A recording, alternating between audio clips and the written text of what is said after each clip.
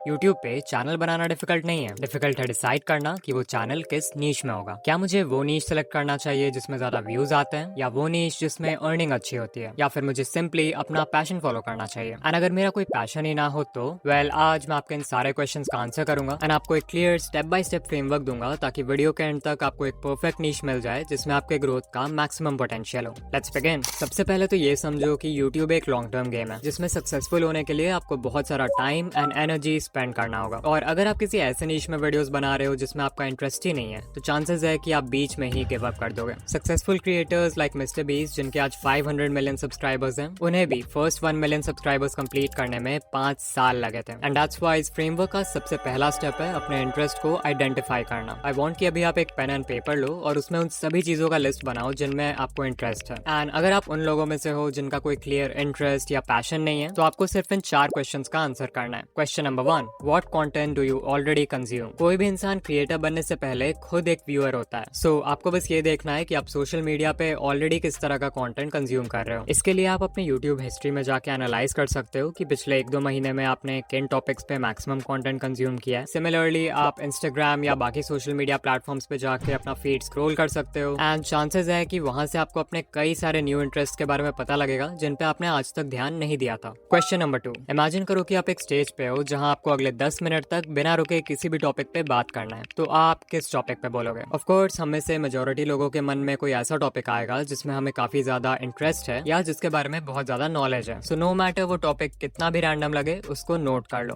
Question number 3, what do people come to you for. वो कौन सी चीज है जिससे रिलेटेड हेल्प या एडवाइस मांगने के लिए आपके फ्रेंड्स एंड फैमिली मेंबर्स आपके पास आते हैं। फॉर एग्जाम्पल आप में से बहुत लोग होंगे जिनके पास लोग तब आते हैं जब उनको कोई स्मार्टफोन, लैपटॉप या कोई गैजेट लेना होता है। बहुत लोग ऐसे होंगे जिनके पास लोग हेल्थ या फिटनेस एडवाइस के लिए आते हैं। So try to figure out कि आपके केस में वो चीज क्या है। And finally question number 4, what are you currently learning और वांट टू लर्न। ये क्वेश्चन बहुत इंटरेस्टिंग है क्योंकि इसके लिए आपको किसी चीज में एक्सपर्ट होने की जरूरत नहीं है। अगर कोई भी ऐसा स्किल है जो आप अभी सीख रहे हो या सीखना चाहते हो तो भी आप उसके अराउंड कंटेंट बना सकते हो। अगर आपने खुद 1 महीने पहले जिम ज्वाइन किया है तो ऑब्वियसली आप फिटनेस टिप्स वाली वीडियो नहीं बनाओगे, बट आप अपने जर्नी को डॉक्यूमेंट करके बिगिनर्स के लिए कंटेंट बना सकते हो। लाइक आपने क्या सीखा, क्या मिस्टेक्स किए, अपना ट्रांसफॉर्मेशन दिखा सकते हो एटसेट्रा। इस अप्रोच का सबसे बड़ा फायदा यह है कि आप सीखते सीखते ही ऑडियंस बिल्ड कर सकते हो। तो इन 4 क्वेश्चंस को आंसर करने के बाद आपके पास at least 4 to 5 potential topics easily आ जाएंगे। बट चांसेस हैं कि आपने जो भी टॉपिक्स लिखे हैं उनमें से ऑलमोस्ट सारे बहुत ब्रॉड हैं। यहीं पे आता है हमारे फ्रेमवर्क का अगला स्टेप,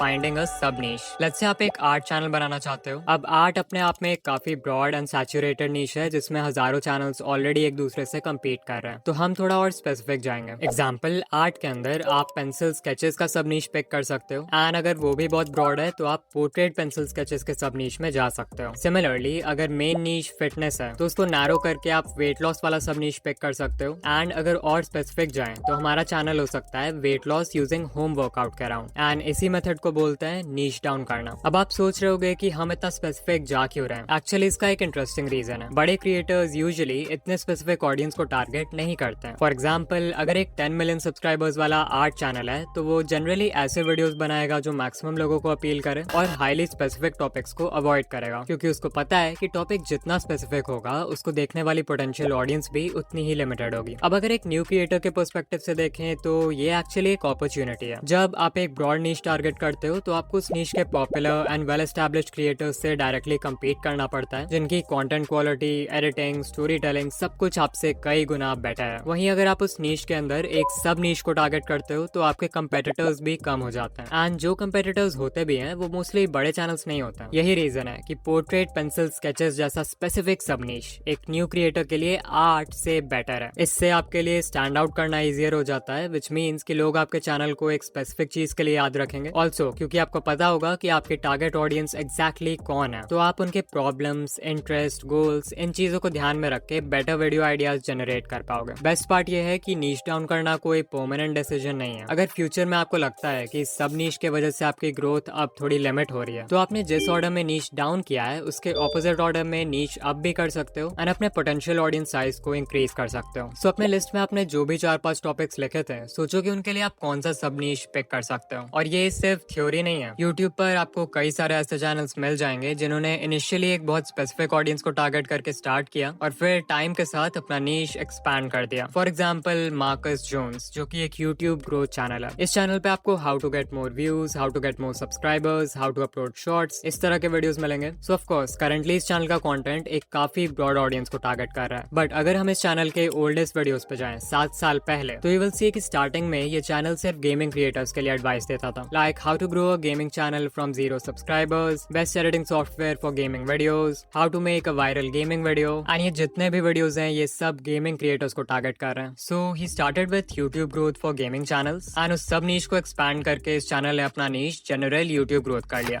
अब तक हमने अपने इंटरेस्ट को नैरो डाउन करके उसे एक सब नीश में कन्वर्ट किया है। But now the question is कि आपको पता कैसे चलेगा कि जो सब नीश आपने सिलेक्ट किया है उसमें पोटेंशियल है भी या नहीं। यहीं पे आता है हमारे फ्रेमवर्क का फाइनल स्टेप, इवैल्यूएट पोटेंशियल। किसी भी नीश में चैनल बनाने से पहले आपको इन 3 फैक्टर्स को कंसिडर करना चाहिए। सबसे पहला फैक्टर है डिमांड। बेसिकली आपको प्रूफ चाहिए कि आपने जो नीश सेलेक्ट किया है उसमें enough number of viewers exist करते हैं। इसके लिए आप यूट्यूब सर्च बार में अपना सब नीश टाइप कर सकते हो एंड अगर आपको दिखता है कि मल्टीपल क्रिएटर्स के वीडियोस कंसिस्टेंटली अच्छे व्यूज ला रहे हैं तो ये एक स्ट्रॉन्ग सिग्नल है कि इस सब नीश में ऑडियंस एग्जिस्ट करती है। अगर आपका नीश जरूरत से ज्यादा स्पेसिफिक और नैरो होगा तो नेचुरली उसमें इंटरेस्टेड ऑडियंस भी बहुत लिमिटेड होगी एंड ग्रो करना मुश्किल होगा। तो वैसे सब नीशेस को अवॉइड करना ही बेस्ट है। इफ यू वांट तो आप vidIQ जैसे टूल्स भी यूज कर सकते हो, जहां आपको अपने नीश से रिलेटेड कीवर्ड्स टाइप करने होंगे एंड आप देख पाओगे कि मंथली उस कीवर्ड को कितने लोग सर्च करते हैं। वंस यू नो कि आपके नीश में अच्छी खासी डिमांड है तो आपको नेक्स्ट फैक्टर को इवैल्यूएट करना है, जो कि है स्टॉक। क्या आप इस नीश में at least 100 high quality video ideas सोच सकते हो या नहीं, क्योंकि यूट्यूब पे सक्सेस मिलने में टाइम लगता है। अगर आप सिर्फ 15-20 वीडियोस के बाद ही आइडिया से आउट हो जाओगे तो चाहे नीश में कितनी भी डिमांड हो, आप उसमें लॉन्ग टर्म ग्रो नहीं कर सकते। इसलिए मैं चाहता हूँ कि अभी आप एक ब्लैंक पेज खोलो और बिना यूट्यूब से कॉपी किए अपने नीश के अराउंड जितने वीडियो आइडियाज सोच सकते हो उतने लिखो। अगर आप इजीली 40-50 आइडियाज तक भी पहुंच जाते हो तो ये ऑलरेडी एक स्ट्रॉन्ग साइन है कि इस नीश में लॉन्ग टर्म कंटेंट बनाया जा सकता है। But if you are struggling to find ideas तो चांसेस है कि ये नीश बहुत नैरो है या फिर आपको इस टॉपिक में उतना इंटरेस्ट नहीं है जितना आप सोच रहे थे।